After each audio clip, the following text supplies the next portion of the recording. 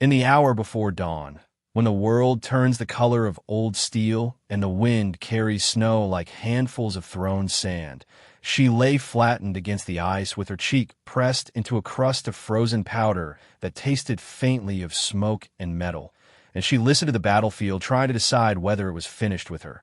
Somewhere behind her, beyond the low ridge of drifted rubble and the black teeth of broken rebar, boots crunched and voices faded, not searching, leaving because the squad that had been hers had already decided what the cold was deciding now. That a body that doesn't move is a body that won't. That the price of stopping for one soldier is 10 more soldiers who don't come home. That mercy is a luxury paid for with blood, and she had been lying long enough for their logic to harden into fate.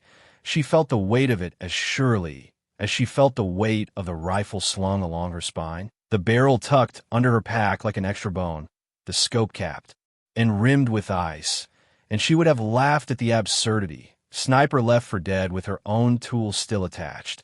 If laughing didn't mean opening her mouth to the blizzard, if laughing didn't mean losing heat she could no longer spare.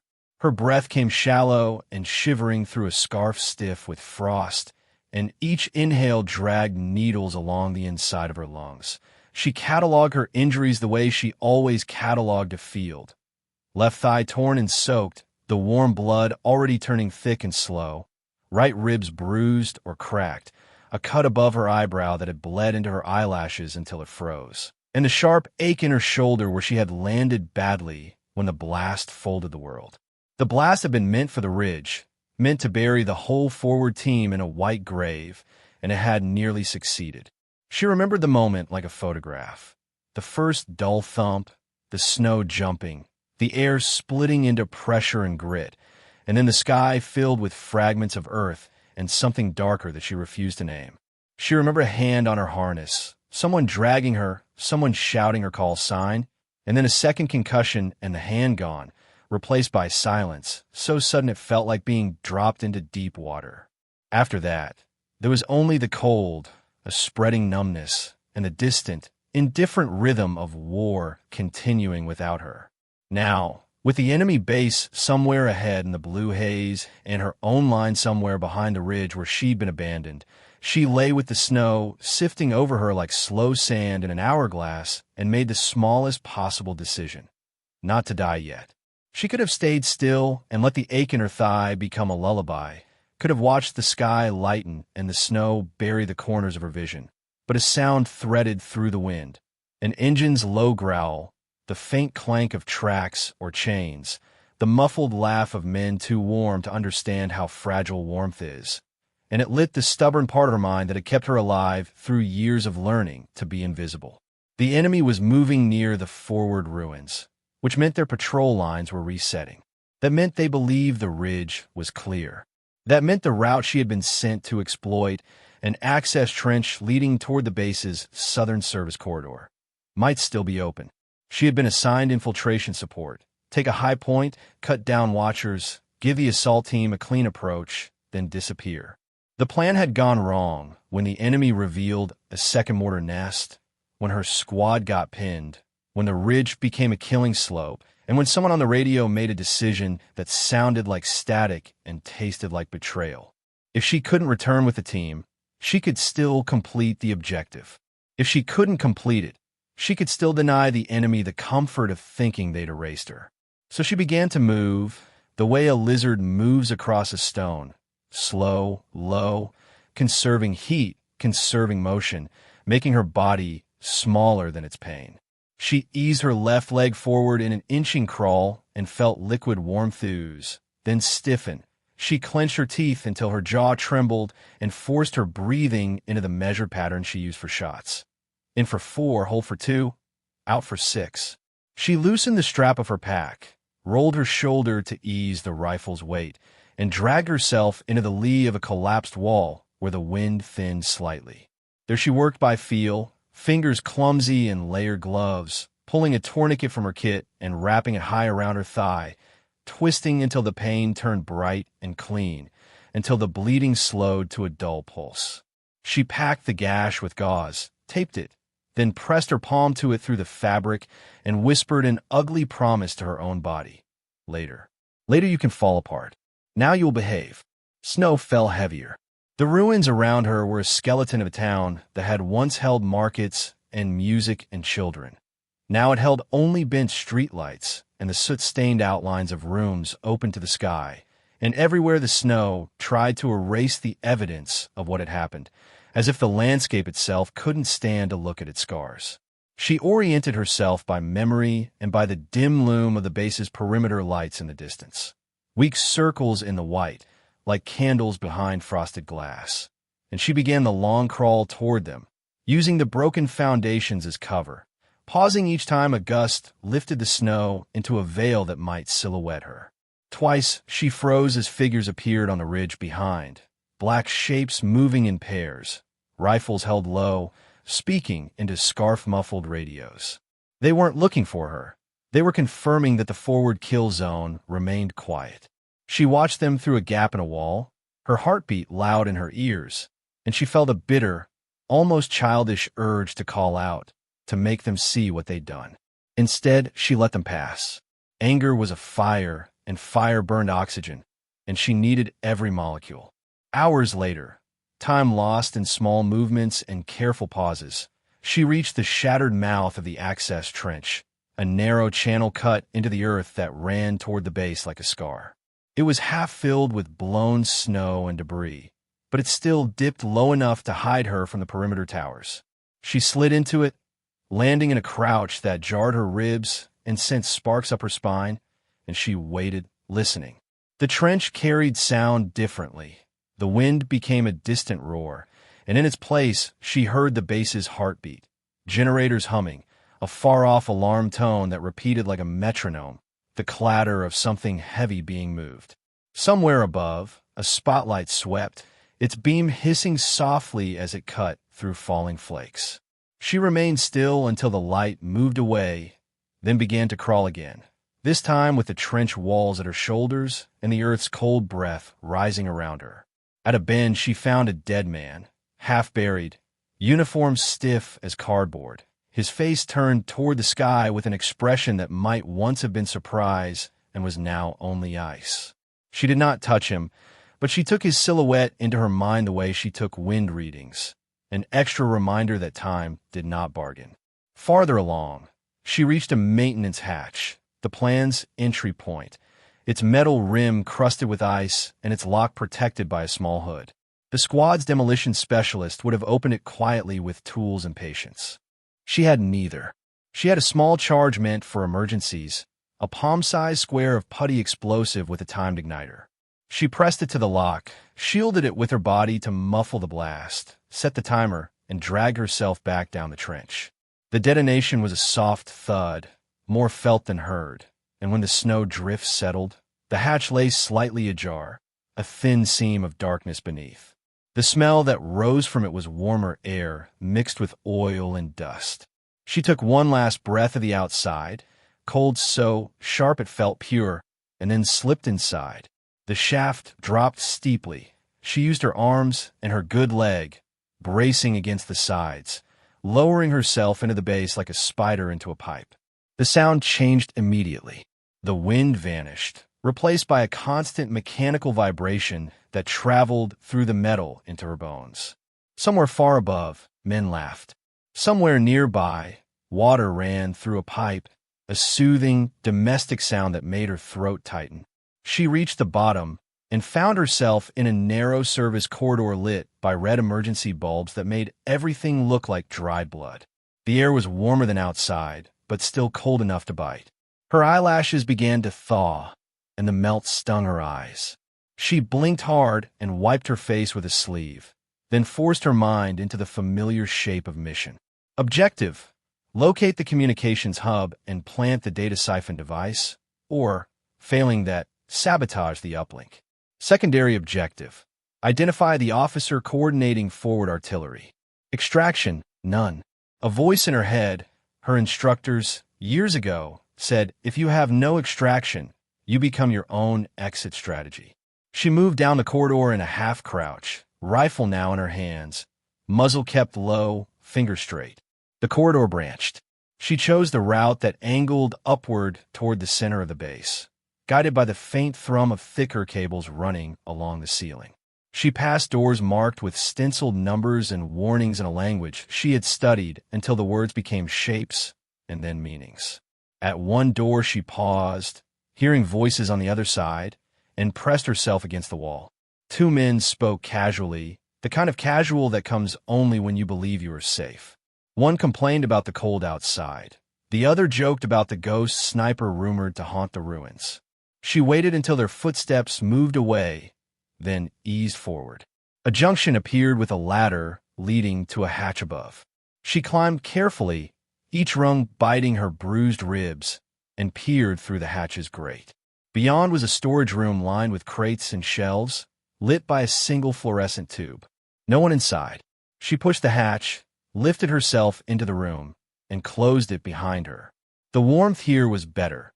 Her fingers regained some dexterity. She checked her gear. 1 magazine in the rifle, 2 spare, pistol and thigh holster, knife, the siphon device wrapped in waterproof fabric, a small jammer, and the last of her painkillers. She swallowed 2 without water, letting them dissolve bitterly on her tongue, and waited for the edge of pain to blur. In the storage room, she found a maintenance uniform on a hook, gray, stained, too large. She considered it. Disguise inside a base was a gamble. It bought you seconds, sometimes minutes, until the wrong person looked too closely. But her current silhouette, camouflage gear, rifle, face cut, and half-frosted, would buy her no seconds at all.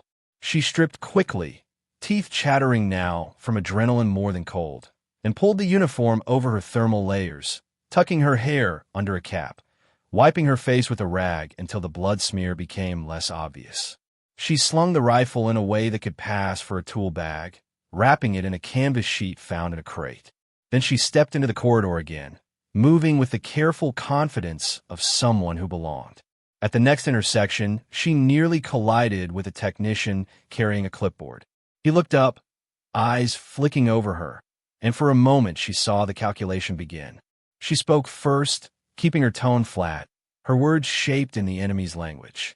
"Service corridor C has a fault light," she said, nodding as if annoyed. "I'm checking the junction." It was nonsense, but it sounded like work. The technician grunted, uninterested, and continued on. She let out a slow breath as he passed, feeling the fragile miracle of being ignored.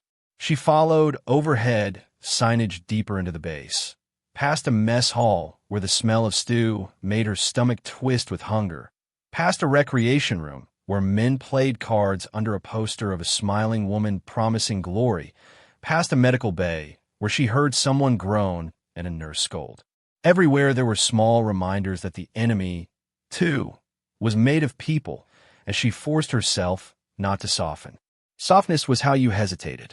Hesitation was how you died. She reached a security checkpoint, a glass booth with a board guard and a turnstile. Beyond it, heavier doors marked COMS in bold letters. She needed through. The guard looked up as she approached. "Bad," she said. She did not have one. She could shoot him, but the sound would ripple through the base like a stone dropped in a pond. She could retreat, but the window of opportunity would close. So she did what snipers do. She used the environment. She glanced at the booth side wall, where a small panel blinked, an access reader. Above it, a camera angled down. She shifted her weight, letting her injured leg tremble visibly, and let annoyance color her face. "The corridor's freezing," she said, gesturing toward the ceiling vents. "They've got the heat cycling wrong again. I'm supposed to log the fault inside." She leaned closer, lowering her voice, conspiratorial. "You want to be the one who explains why the uplink went down, because maintenance couldn't get in?" Guards hated responsibility like rats hated light. The man frowned, then shrugged, reaching for a key card on a lanyard. He tapped it to the panel, buzzed the turnstile, and waved her through. "Quick," he muttered. "Don't touch anything you shouldn't." She nodded, grateful for his laziness, and passed into the comms wing. The doors closed behind her with a soft pneumatic sigh that sounded like the base swallowing. The comms wing was cleaner, brighter, humming with electricity. Cables thick as her wrist ran along the walls into a central server room visible through a window. Inside, Racks of equipment blinked green and blue, and a large console in the center displayed maps and signal graphs. 2 operators sat at terminals, headphones on, eyes tired. A third man, an officer by his posture, by the way the room made space for him, stood with hands clasped behind his back, staring at a live feed of the forward lines. On the screen, she saw the same ridge she had crawled from, rendered in grainy infrared. For a moment, she watched her own past, small figures moving, the bright bursts of mortars, the flicker of heat where bodies fell. She felt her throat tighten. Then she forced herself to move. She needed access to the server rack on the far side, where the uplink cable entered. The siphon device could be attached there, quietly, stealing messages and transmitting them in bursts when the signal was least monitored. But she couldn't attach it with eyes on her. She approached a wall panel and pretended to examine it, as if checking wiring. The officer glanced at her. "Who are you?" he asked sharp. Her heart didn't speed. It sank, heavy and slow. She turned, meeting his eyes with the blank irritation of a worker interrupted. "Maintenance," she said. "Corridor fault and heat cycling. I was told to log it." He stepped closer, and she saw he was younger than she expected, cheeks still full, but his eyes were hard. "We did not request maintenance," he said. One of the operators looked up, curiosity rising. The room tightened. She had seconds. She let her gaze flick to the officer's sidearm, to the security camera above the door, to the operator's hands. A sniper lives in seconds. She chose a path. She reached into her pocket as if for a tool, and instead produced the small jammer, thumbed it on. The device emitted a burst of interference that turned the security camera feed into static and briefly scrambled the radio headsets.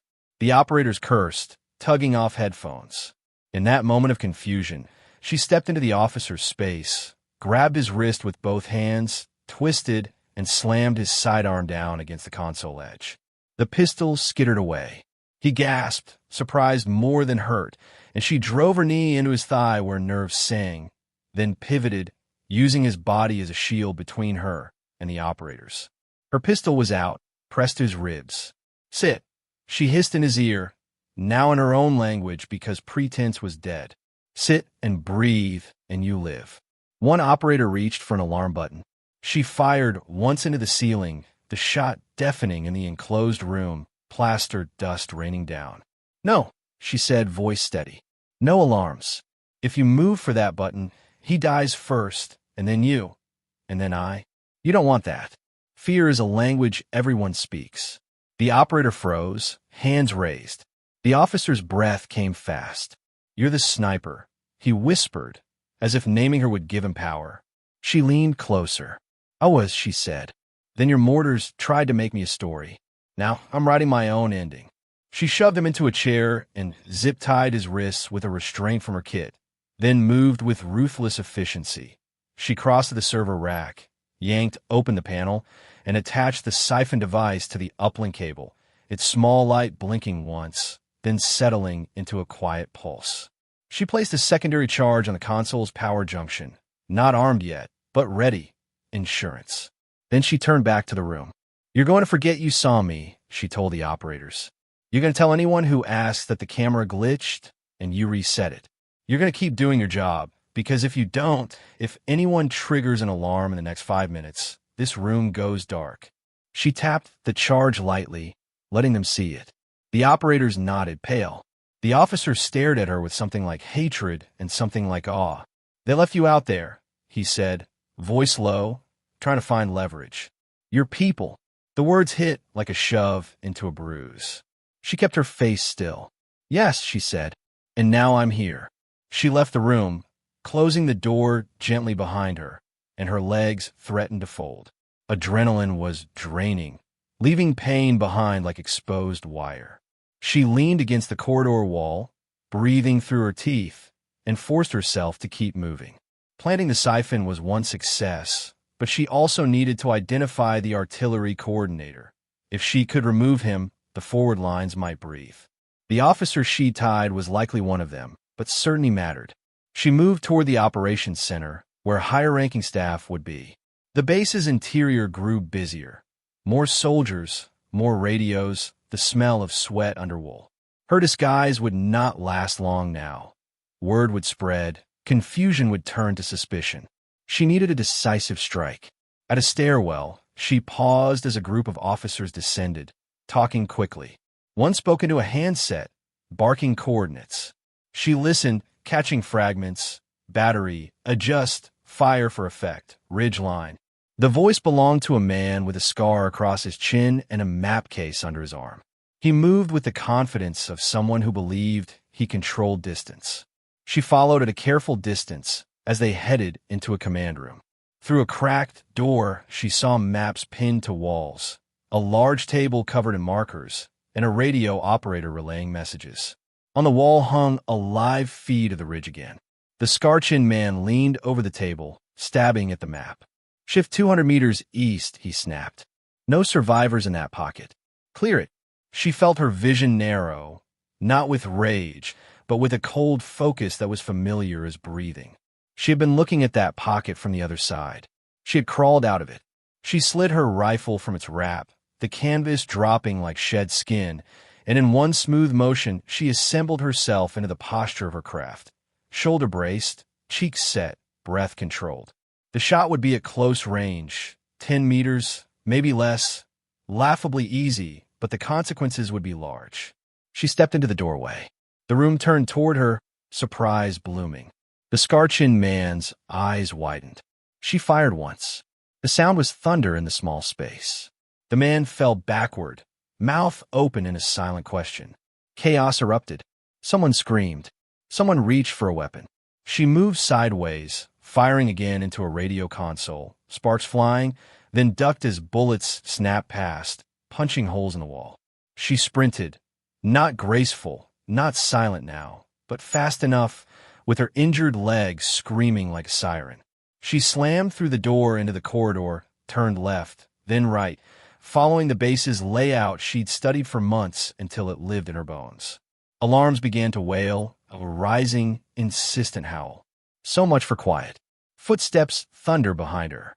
She threw herself down a side corridor, ripped open an emergency cabinet, and grabbed a smoke grenade. She pulled the pin and tossed it behind her.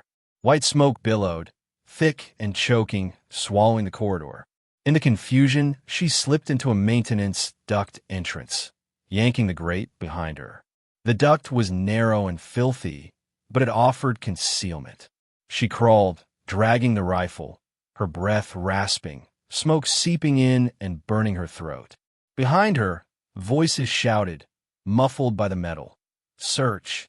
She's in here. Seal the wing. Get dogs. Dogs." That changed the math.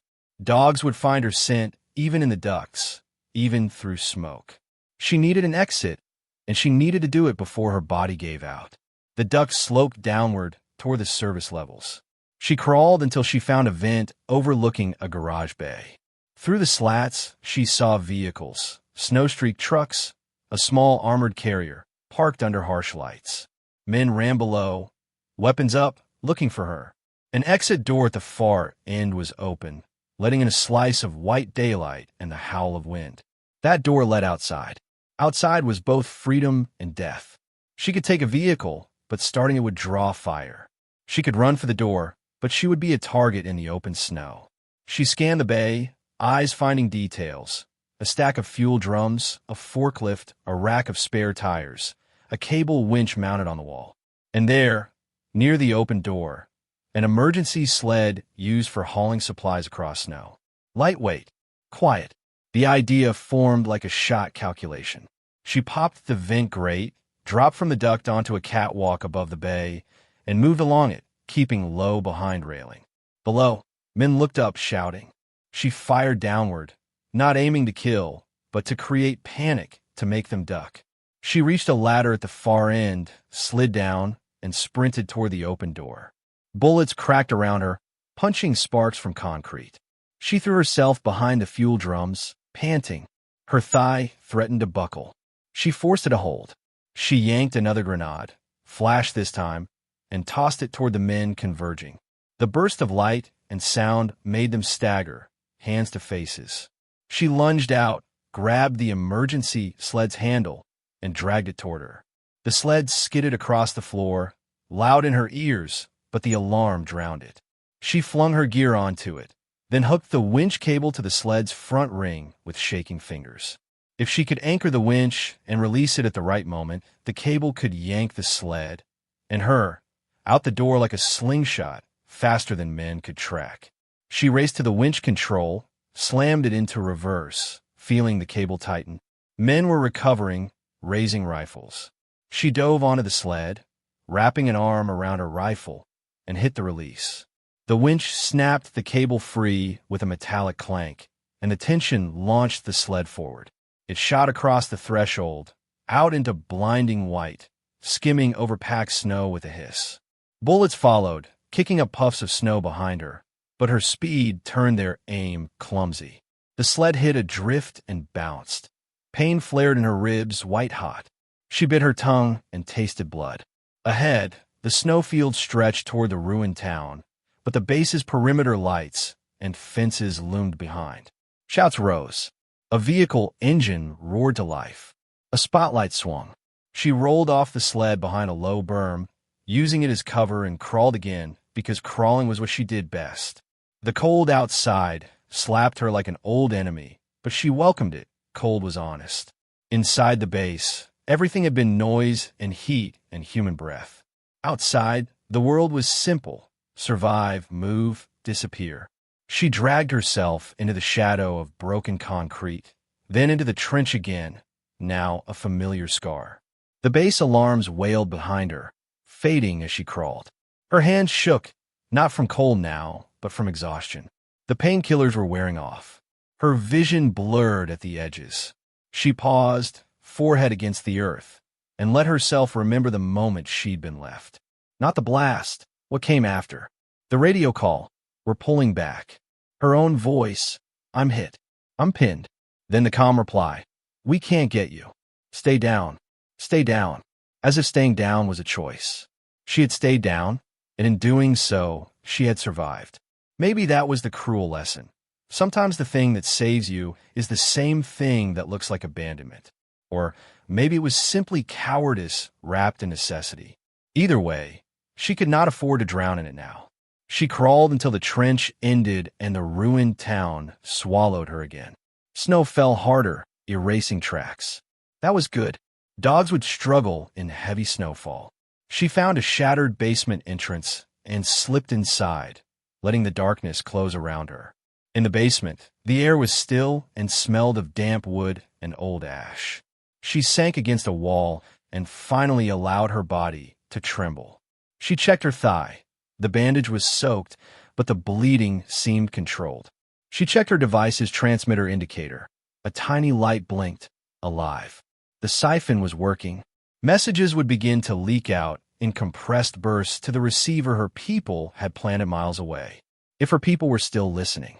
If her people still wanted what she'd stolen. She almost laughed again, but it came out as a cough that tore at her ribs. She drank melted snow from her canteen, each swallow like glass. Above, distant engines growled as patrols searched. She waited, counting breaths, letting time stretch.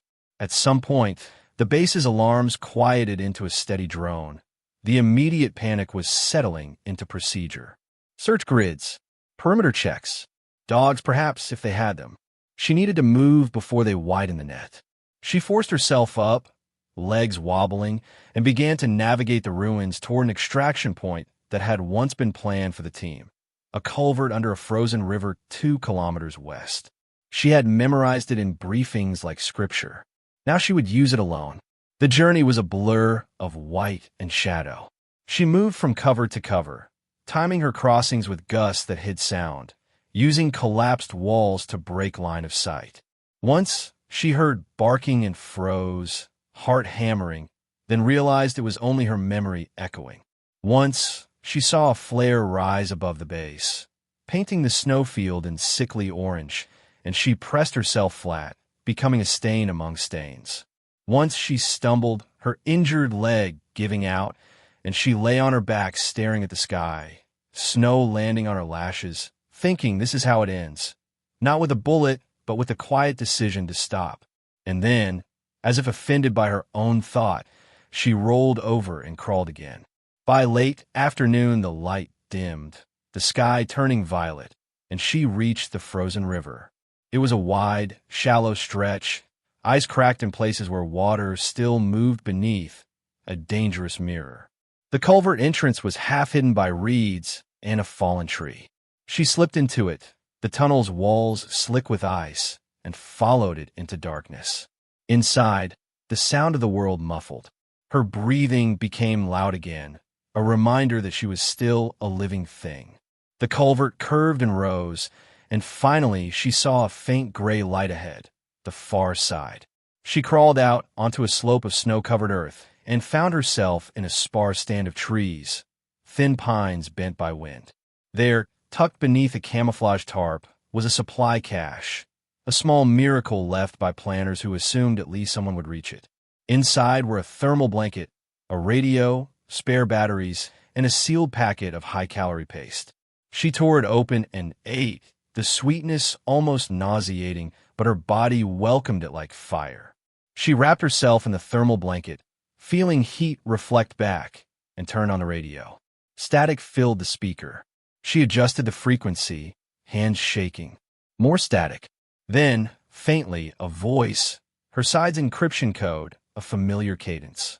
Repeat, any survivors from Ridge Team, respond. She pressed the transmit button, throat tight. This is, she gave her call sign, the one she had used for years, the one she had whispered to herself in the snow as a reminder of identity. I'm alive, she said. Mission compromised. I'm at West Culver Cache. I have uplink access siphon planted. Artillery coordinator neutralized. Silence. Then a sharp inhale on the other end, and a different voice, older, controlled. Confirm identity, it said. She recited personal authentication phrases, her first instructor's nickname, the number of rounds she'd fired in her last qualification, the name of the dog her mother had when she was a child. The old voice exhaled. Copy, it said. Hold position. We'll send recovery. Hold position. The words felt like a bruise being pressed. She almost said, you told me to stay down. She almost said, you left me. Instead, she said, negative. I'm moving. They will search the cache. Another pause. Where will you go? The voice asked. She looked out at the trees, at the open white beyond, at the sky darkening. She thought of the base behind her, now alerted and angry. She thought of the device she'd planted, quietly bleeding secrets. She thought of the officer tied to a chair, of the operator's frightened faces, of the scar-chinned man collapsing with surprise in his eyes. She thought of her own team, their silhouettes disappearing over the ridge. And she thought of the one thing she still controlled, direction. I'll make my own route, she said. Mark me as self-extract. The old voice didn't argue. Perhaps it couldn't. Copy, it said softly. Keep your head down. She clicked off the radio and let the silence settle. For a long moment, she sat beneath the tarp, feeling the thermal blanket's weak warmth, listening to the wind comb through the pines. She was alive. That was the simplest truth. But survival did not feel like victory. It felt like a debt. She had paid for it with pain, with blood, with loneliness, and with the kind of moral erosion that happened each time you aimed at a human shape and decided the world would be better without it. She didn't pretend she was clean. She wasn't. She was a weapon that had learned to think. Weapons don't get happy endings. They get stored, forgotten, or broken. Still, she stood, gathered her gear, and pulled the tarp back into place, leaving no sign. She adjusted the tourniquet, tightened her straps, and checked her rifle's chamber. The night would be long, and the cold would be merciless, but she had moved through mercilessness before. She stepped into the trees, her silhouette dissolving among trunks and shadow. Somewhere behind her, the enemy base glowed faintly in the distance, a cluster of lights against the dark, still humming, still breathing, unaware that a small device on its uplink cable was quietly betraying it with every pulse. Somewhere behind her, the ridge lay buried under fresh snow, hiding the evidence of decisions and loss.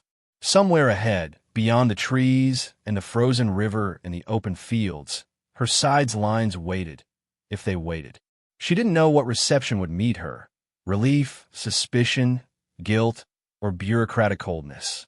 She didn't know whether she would be praised for completing an objective or scolded for surviving without permission. She didn't know whether the people who left her had done it out of necessity or convenience. But she knew something else, something that felt strangely calm. None of that would change what she had done today, inch by inch, breath by breath, shot by shot.